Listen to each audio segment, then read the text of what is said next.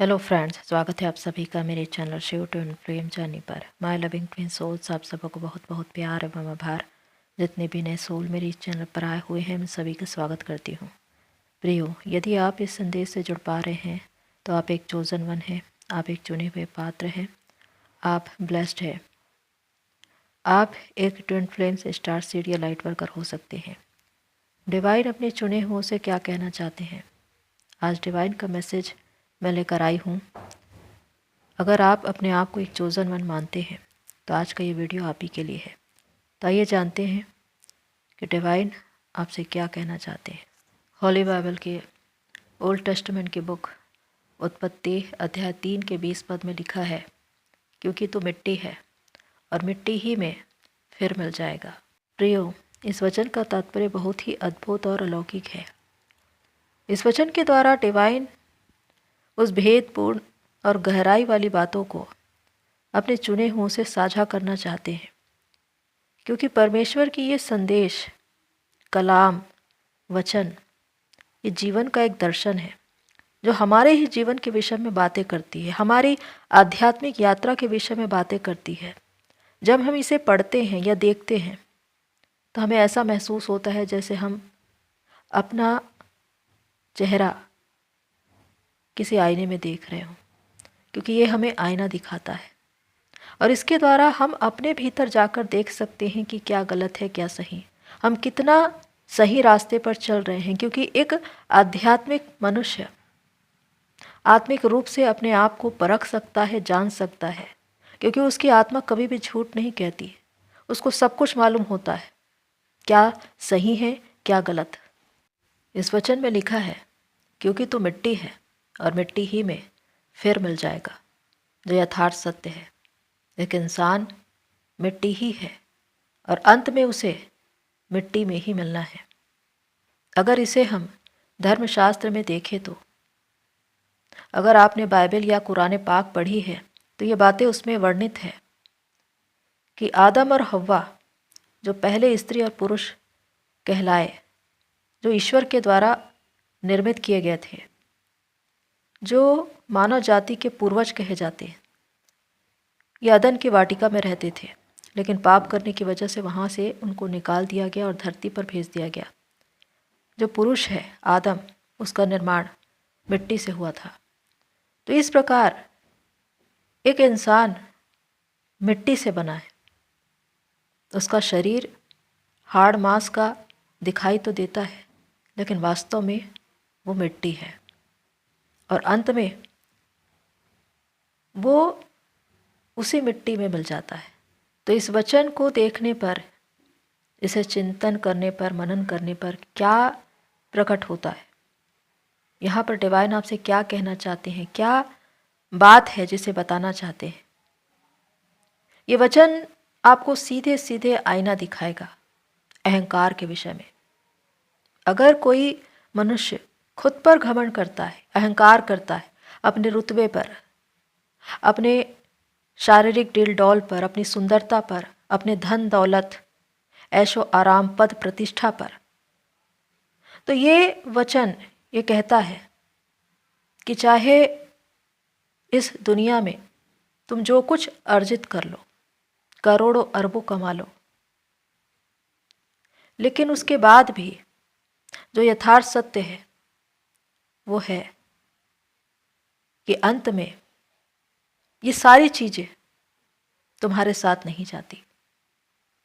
तुम जहाँ के हो वहीं तुम्हें जाना है। तुम मिट्टी हो और तुम्हें मिट्टी में ही मिलना है।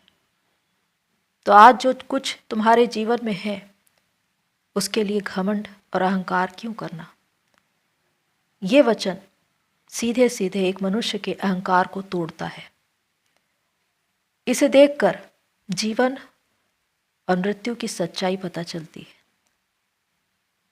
क्योंकि इंसान कभी भी मृत्यु को प्राप्त होना नहीं चाहता। हर इंसान ये सोचता है कि मैं अमर हो जाऊं, लेकिन जो सच है वो तो मृत्यु ही है। लेकिन यहाँ पर यही कहा गया है कि तुम चाहे इस दुनिया में जितनी चाहे अपने आप को प्रतिष्ठित कर लो, दुनियावी चीज़ें हासिल कर लो, उस पर घमंड करो, अहंकार करो, लेकिन उसके बाद भी तुम रहोगे मिट्टी ही। प्रियो, जिस प्रकार ट्विन फ्लेम जर्नी में जब कुंडलिनी राइज होती है, 7 चक्रों की व्यवस्था पर जब आप चलते हैं तो अपने ही भीतर कार्य करते हुए चलते हैं, यानी कि वो तमाम इश्यूज़, वो अशुद्धियाँ जिनको आपको क्लियर करना है, जिनमें फियर, जेलसी, ईगो, एंगर सभी हैं, पर इसमें जो ईगो है, जिसे हम अहंकार और घमंड कहते हैं, ये वो है जो एक इंसान को हमेशा हमेशा के लिए या तो शिखर पर चढ़ा देता है या तो उसका पतन कर देता है। शिखर पर इसलिए क्योंकि अगर उस इंसान ने अपने परिश्रम से, मेहनत से, चुनौतियों का सामना करके अपने जीवन में वो तमाम उपलब्धियां हासिल की है और उसके बाद वो उस पर घमंड करता है इस बात पर कि ये सब कुछ मुझे ईश्वर ने दिया है, उसका मन, हृदय, आत्मा हमेशा धन्यवादित रहता है कि ये जो कुछ मुझे मिला है ईश्वर की ओर से मिला है। भले ही मैंने मेहनत की, लेकिन अवसर परमेश्वर ने दिया। उनके आशीर्वाद के बिना कुछ भी नहीं हो सकता था। तो यहाँ पर वो शिखर में ही रहेगा। लेकिन अगर वो मनुष्य ये सोचे कि जो कुछ मैंने जीवन में हासिल किया है वो मेरी मेहनत का परिणाम है, मेरी ही किस्मत है, जो कुछ मैंने पाया है वो मैंने खुद से पाया है, इसमें किसी की कोई भागीदारी नहीं। यहाँ पर ये उसका ईगो कहलाता है, उसका अहंकार। वो खुद पर घमंड कर रहा है और ये ईगो ऐसा है जो आपको खुद से कभी जुड़ने नहीं देता, क्योंकि जब अहंकार मिटता है तब आप ईश्वर में, डिवाइन में मर्ज होते हैं। प्रियो, इस ट्विन फ्लेम जर्नी में जब हम 7 चक्रों की व्यवस्था की बात कहते हैं, रूट चक्र से सहस्त्रार चक्र तक, तो इसमें के 6 चक्र ऐसे हैं जिसे आप बहुत ही परिश्रम से अपनी आध्यात्मिक यात्रा में चलते हुए कड़ी मेहनत करके आप वहाँ पे पहुँच सकते हैं। लेकिन जो 7वां चक्र है, सहस्त्रार चक्र, जिसे हम क्राउन चक्र भी कहते हैं, वो ज्ञान है, वो ईश्वर की प्राप्ति है, वो परमात्मा से मेल है, जहाँ पर सत्य का बोध होता है। और इसीलिए क्योंकि अगर अहंकार हमेशा हमेशा के लिए खत्म हो चुका है तो आप उस ईश्वर की उपस्थिति को अपने अंदर हमेशा हमेशा के लिए महसूस करेंगे। आपका जीवन पूरी तरह से ध्यानपूर्ण हो जाएगा।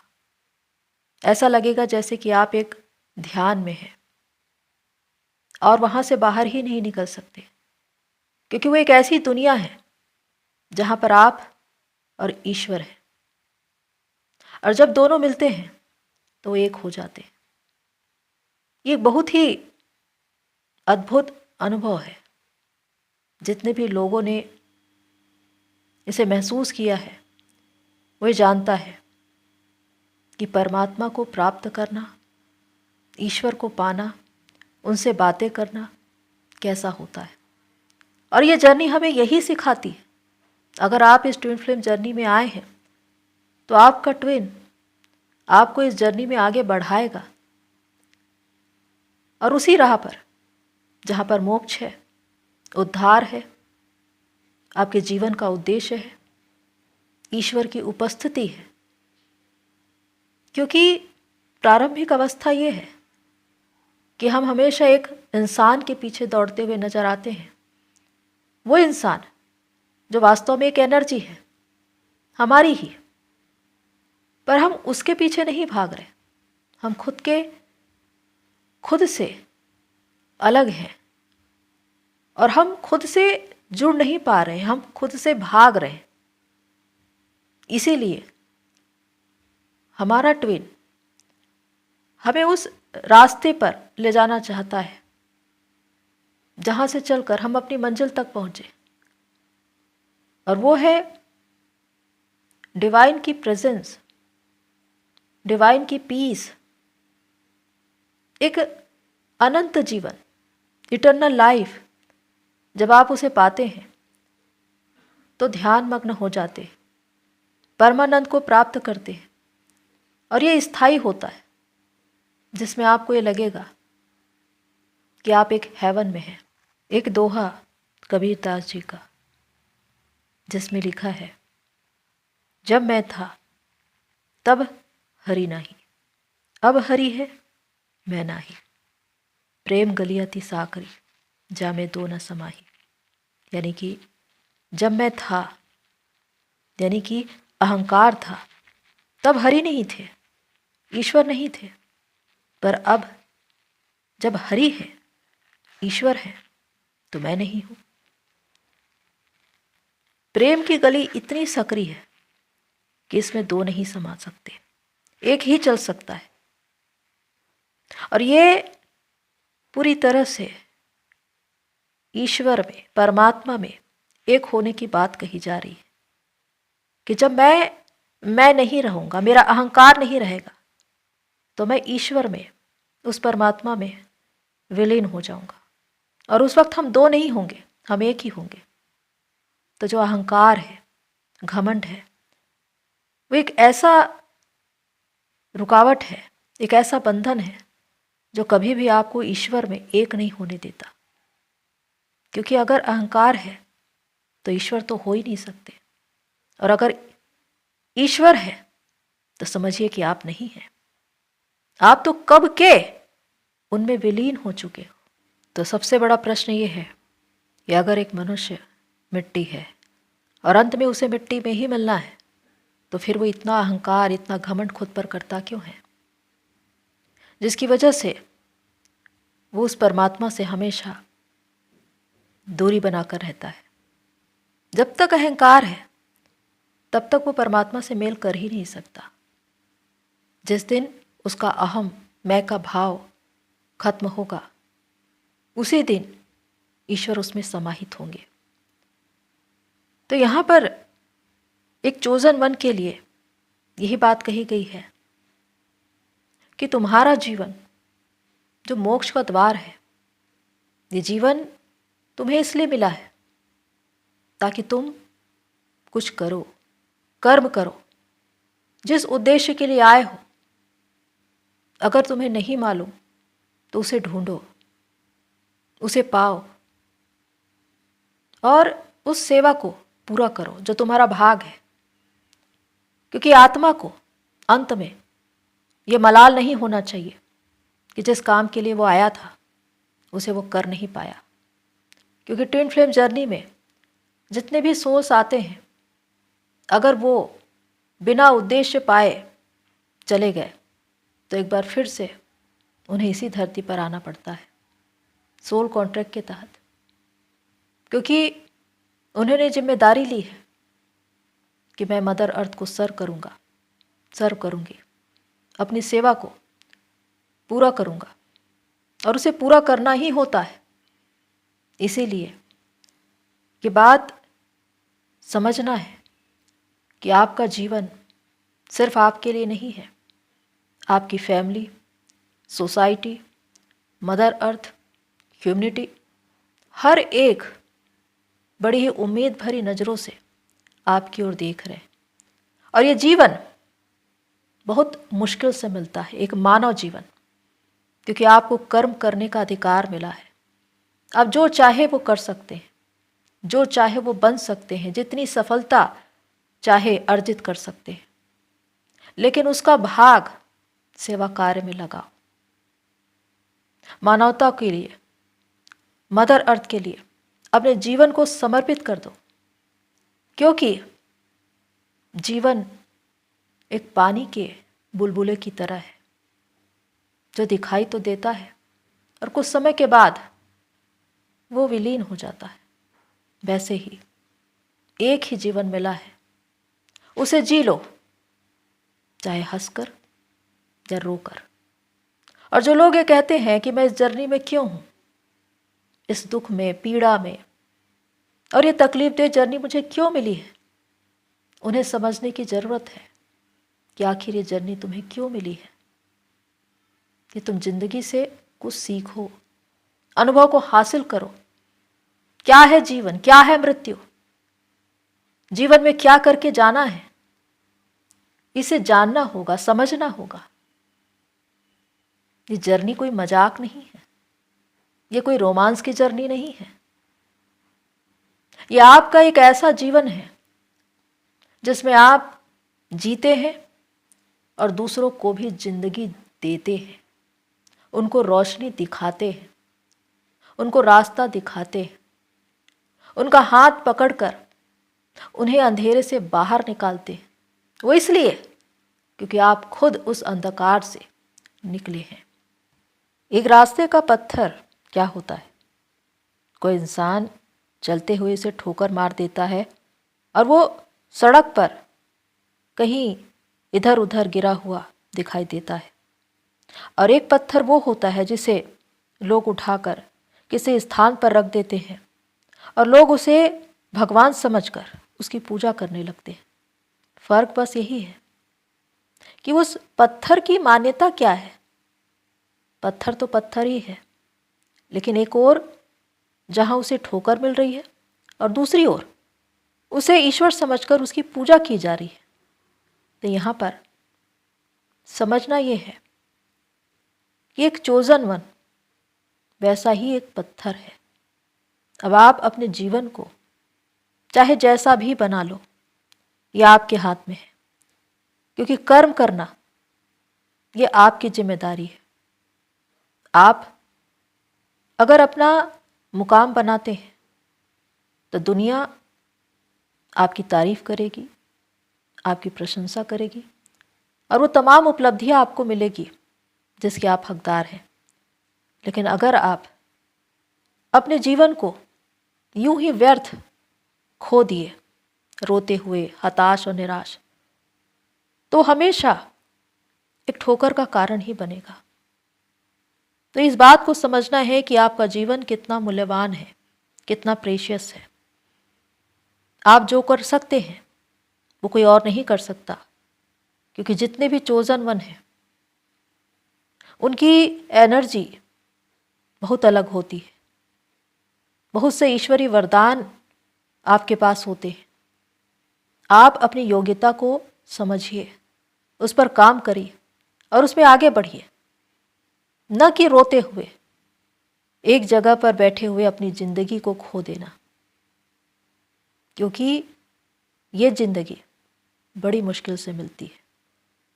और अगर आप इस ट्विन फ्लेम जर्नी में आए हैं तो आपको समझने की बहुत ज़्यादा ज़रूरत है कि आपने आखिर खुद को कहाँ तक पहुँचाया है। क्या आज भी आप किसी का इंतज़ार करते हुए रो रहे हैं, तड़प रहे हैं, या उसको जिम्मेदार ठहरा रहे हैं, या आप खुद पर काम करके आगे की ओर बढ़ रहे हैं, अपना एक मुकाम बना रहे हैं। यह आपको खुद सोचने की ज़रूरत है, क्योंकि प्रियो, वचन के अनुसार जो सच्चाई है वो यही है कि हम मिट्टी ही हैं और अंत में हमें मिट्टी में ही मिलना है। लेकिन उससे पहले हम क्या कर सकते हैं? अगर हम ये जान चुके हैं कि हम एक चोजन वन है, हमारा जीवन खुद के लिए नहीं, दूसरों के लिए है, और पूरी प्रकृति, पूरा ब्रह्मांड ये देख रहा है कि आखिर आप क्या करना चाहते हैं। निर्णय आपका है कि क्या आप रोते हुए, बिलखते हुए उसी रास्ते पर बैठे रहना चाहते हैं, या उठकर अपने ऊपर काम करके अपना एक मुकाम बनाना चाहते हैं। क्योंकि इस संसार में चाहे आप तमाम उपलब्धियां हासिल कर ले, मान, पद, प्रतिष्ठा, धन, दौलत, लग्जरी लाइफ, दुनियावी चीज़ें, कुछ भी आपके साथ नहीं जाता।